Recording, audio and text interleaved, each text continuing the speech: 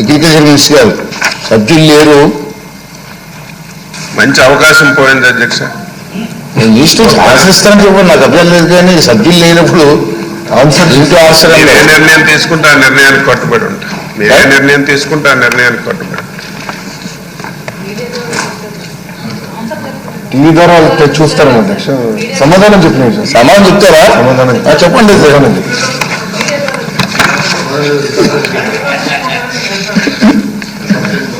అధ్యక్ష, వ్యవసాయ శాఖ చాలా ఇంపార్టెంట్ అధ్యక్ష.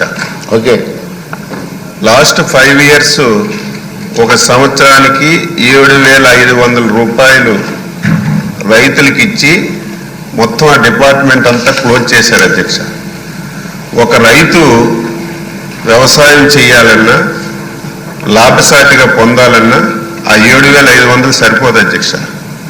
ఈరోజు మనం అన్నదాత సుఖీభావ కింద కేంద్ర ప్రభుత్వం రాష్ట్ర ప్రభుత్వం కలిసి 20,000 ఇవ్వాలని చెప్పి నిర్ణయం తీసుకున్నాం అధ్యక్ష. ఈ 20,000 రూపాయలు ఇస్తే రైతుకి ఏం ఉపయోగాలు ఉండదు అధ్యక్ష. లాస్ట్ 5 years అధ్యక్ష, ఒక్కటంటే ఒక కార్యక్రమం వ్యవసాయ శాఖలో అమలు జరగలేదు అధ్యక్ష. Soil testing officer, mechanisation officer, రైతుకి అత్యవసరమైనటువంటి స్ప్రింక్లరు, డ్రిప్ ఇరిగేషన్ ఆఫీసర్, సొంత ఇన్సూరెన్స్ కంపెనీ పెడతామని చెప్పి 5 సంవత్సరాల్లో ఒక్క సంవత్సరం కూడా ఇన్సూరెన్స్ ఇవ్వలేదు.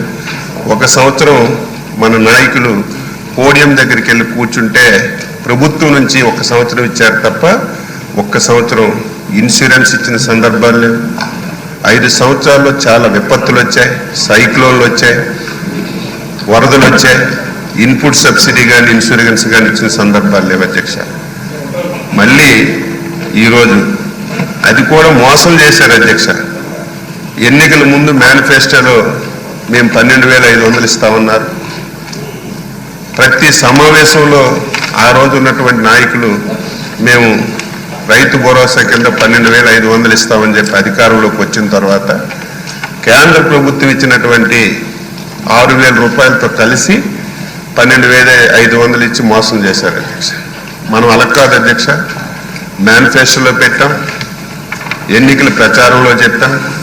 కేంద్ర ప్రభుత్వం రాష్ట్ర ప్రభుత్వం కలిసి 20,000 రూపాయలు రైతు రేపు పెట్టుబడి సాయం కింద అన్నదాత సుఖీభావలో ఇస్తామని చెప్పి స్పష్టంగా మాటించాం అధ్యక్ష. రేపు మే నెలలో ఆ కార్యక్రమాన్ని అమలు చేయడానికి గౌరవ ముఖ్యమంత్రి గారు నిర్ణయం చేశారు. అయితే కేంద్ర ప్రభుత్వం అధ్యక్ష 42 లక్షల మందికి ఇస్తుంది. ఎందుకంటే వెబ్ల్యాండ్లో ఎవరైతే నమోదు చేసుకోబడతారో వారికే కేంద్ర ప్రభుత్వం సాయం చేస్తుంది అధ్యక్ష. దీనికి అనుగుణంగా రాష్ట్రంలో చాలామంది, ఇంకొక 8-9 లక్షల మంది వెబ్ల్యాండ్లో నమోదు చేసుకోకపోవడం వల్ల కేంద్ర ప్రభుత్వం నుంచి సాయం రావటం లేదు అధ్యక్ష. అదేవిధంగా చాలామంది కౌలు రైతులు కూడా మన రాష్ట్రంలో 90% మంది కౌలు రైతులు ఉన్నారు. వారికి కూడా ఈ అన్నదాత సుఖీభావ కింద ఇచ్చే పరిస్థితి లేదు.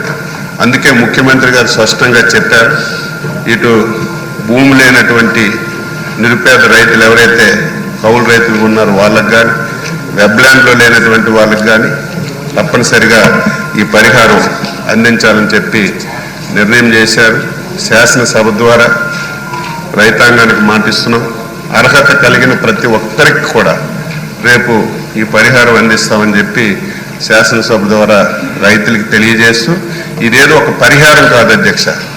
2019 నుంచి 24 వరకు ఆగిపోయినటువంటి పథకాలన్నీ కూడా మళ్ళీ సాయిల్ టెస్టింగ్ చేస్తున్నాం, మళ్ళీ యాంత్రీకరణ ప్రవేశపెడుతున్నాం.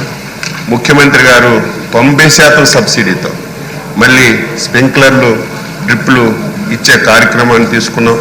మళ్ళీ ఏదైతే ఇన్సూరెన్స్ కూడా మంచి కార్యక్రమం అధ్యక్ష. కేంద్ర ప్రభుత్వం రాష్ట్ర ప్రభుత్వం కలిసి ఒక 2% రైతు కాంట్రిబ్యూషన్ తీసుకుని బ్రహ్మాండమైనటువంటి ప్రోగ్రాం ఉంటే ఉచిత పంటల బీమా అని చెప్పి మొత్తం స్కీమ్ అంతా ఎత్తేసారు.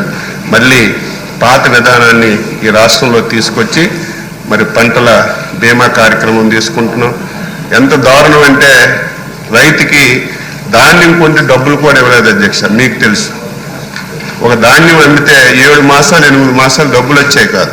మనం బాధ్యతలు తీసుకున్నప్పటికీ 1640 కోట్లు రైతులకు బకాయిలు పడిపోయారు అధ్యక్ష. ఈ రోజు రైతుల గురించి క్వశ్చన్లు వేస్తున్నారు, మాట్లాడుతున్నారు. అయినా వాళ్ళ గురించి కాదు, మన రైతు ప్రభుత్వం తప్పనిసరిగా రైతుకు మేలు చేయాలి, చాలా ఇబ్బందుల్లో ఉన్నారని చెప్పి మళ్ళీ అన్ని కార్యక్రమాలు 1640 కోట్లు బకాయిలు తీర్చాం. ధాన్యం కొంటే 24 గంటల లోపే రైతుల అకౌంట్లో డబ్బులు వేసి ఈ కార్యక్రమాలన్నీ చేస్తున్నాం. మీ ద్వారా రైతులందరికీ తెలియజేస్తున్నాను, అర్హత కలిగిన ప్రతి ఒక్క రైతుకి అన్నదాత సుఖీభావ కింద 20,000 రూపాయలు 3 విడతలుగా కేంద్ర ప్రభుత్వం ఫస్ట్ ఇన్స్టాల్మెంట్ వేస్తే రాష్ట్ర ప్రభుత్వం ఫస్ట్ ఇన్స్టాల్మెంట్ అలాగే 3 సందర్భాల్లో వేయడానికి నిర్ణయం చేశామని చెప్పి మీ ద్వారా రైతులకి ప్రజలకి తెలియజేస్తున్నాను. క్వశ్చన్ నెంబర్ 574 రెవెన్యూ మినిస్టర్ గారు.